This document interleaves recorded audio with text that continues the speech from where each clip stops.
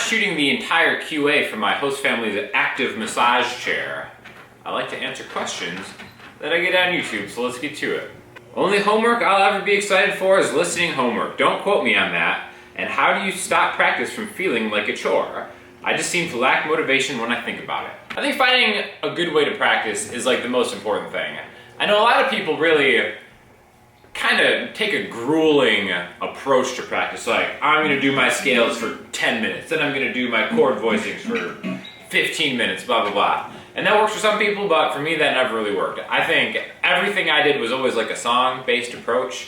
So the thing that really helped me have a guitar in my hands all the time was getting really into recording and having like a recording setup to kind of like make my own songs.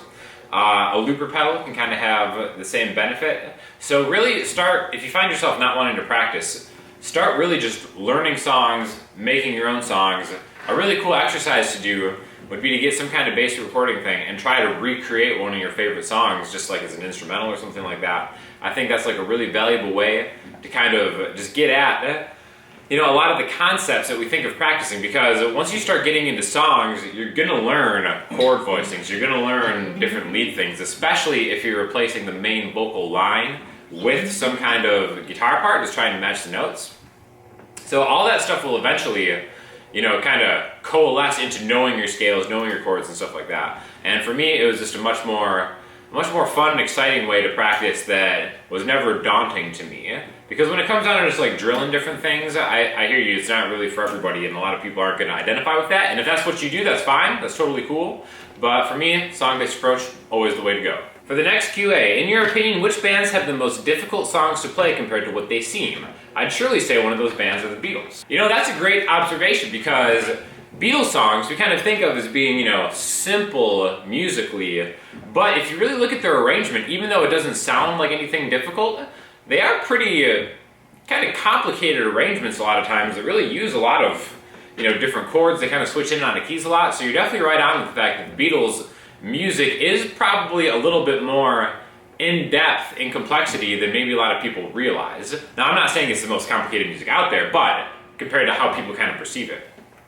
Now, in my opinion, the number one artist that is like that is Stevie Wonder. I play these live shows where people do a lot of requests, and I really got my ego checked like a month or two ago, where people give a request, I'll look it up real quick and then just kind of play it, just kind of following the chord chart and be able to play it. And when it comes to Stevie Wonder songs, I always, they're just like groovy, funky, great songs, but I never really realized how difficult those songs are to play and how hard it is to make a guitar arrangement of them until I started looking at chord charts of Stevie Wonder songs. So, again, I think we all kind of understand that Stevie Wonder was like a legend musically, but compositionally, until I started trying to learn some Stevie Wonder songs, I didn't really realize the depth of what his greatness really is. So I'm going to say Stevie Wonder, even though this is probably just a personal thing. I know a lot of people probably already knew that his arrangements were like ridiculously complex, but I was definitely shocked until I started trying to make acoustic guitar arrangements of Stevie Wonder songs, how complicated they were as compared to how I thought they were. Do you keep a list of all the songs you know on guitar? If so, could you show it? Yeah, so what I do, I have different notes, which I can kind of put some screenshots up, of the different sets that I play with different singers, or whether it's myself. So they're kind of like just like cheat sheets too, aside from being lists, as you can see. A lot of the times I know most of these by heart at this point, but it's good just to kind of be able to see what key they're in, because I play some of the same songs with different singers, but in different keys. So that really screws with my mind as far as remembering what the actual key is. And again, what the actual key is irrelevant, because it's probably different than the key that I'm playing with. So they're really just kind of like ghetto notes that I keep on my phone, but at this point there are a lot of songs. You're a very informative dude, so kudos there, but you suck at teaching.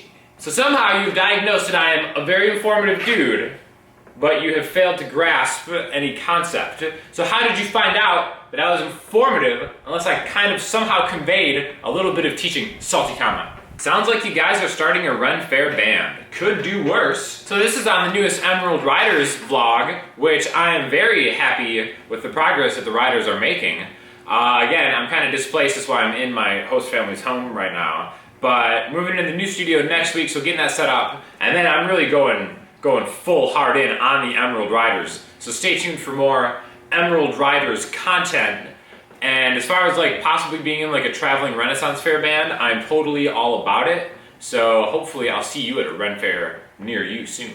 To play in different keys, would you recommend learning the scales in the lower frets or learning just the scale shapes and move them up the neck and play bar chords? My best advice for playing in different keys is to think of maybe bar chords and how they relate to each other interval-wise. So what I mean by that, if you're playing something in the key of D, instead of playing like G, A, D with open chords, it's not really going to help you as far as like a movable shape is concerned. Think more about G, A, D, and then they're just shapes that you can move. And then so that's in the key of D. In the key of E, you just move it 2 frets down. And then once you kind of see where the chords are and how they move around next to each other, then the next thing to do would be to take a chord shape like a G major from there, and then think of the arpeggio that goes with that. And then eventually the arpeggios are movable just like those bar chord shapes are. And then I think learning scale work is the same thing. Just like learn where the root note of that scale is, and then if you can move the chord of the main chord, so like in the key of D, if you know the D major scale that goes with that, think of where that moves. If you're playing an E, move that scale shape around. So it's really just, you know, a game of shapes, if you will. What's the most playable guitar you have ever used? I'm guessing it's some kind of Strat. Actually, no, I will say the most playable guitar I've ever used is the Music Man Elberly HH that I have. Currently it's in storage, so you're gonna have to settle for this amazing Epiphone master build that I've been rocking.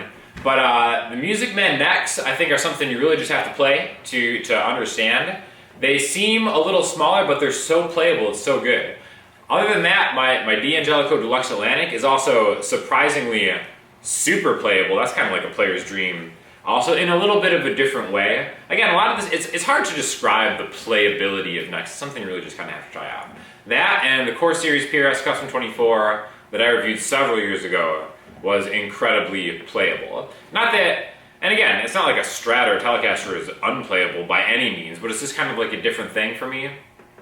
And I kind of feel there are things that I can play on my Music Man more fluidly than I can play on my Strat, even though I love my Strat and I would never get rid of it by any means. But the Music Man, the Ernie Ball Music Man necks, to me, are the most playable.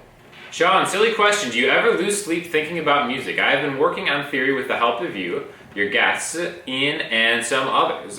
There are times at night my brain starts going, the cage system links into an arpeggio and how there's a pentatonic scale available. I have to try to stop thinking so I can get some sleep. Weird, huh? Thanks for all your time and talent. You know, I've never lost sleep over like the learning or music theory of things like that, but what I have lost sleep over is different music time signatures. I remember, I think I've talked about this before, but when I was tracking and mixing that Overcast song that's in 5/4, which is like,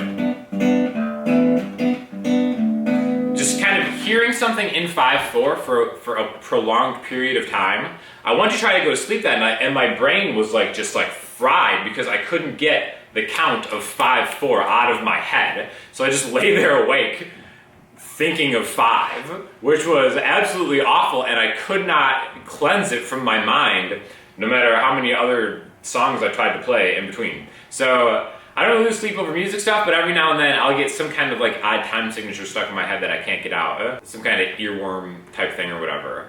But yeah, I haven't lost a lot of sleep over music theory. Question, what do you think of fan-fretted guitars? I just saw one at an open mic played by a master. Of course it sounded great, but I'm wondering how much the fan frets had to do with it. I would say the fan frets had little to do with it.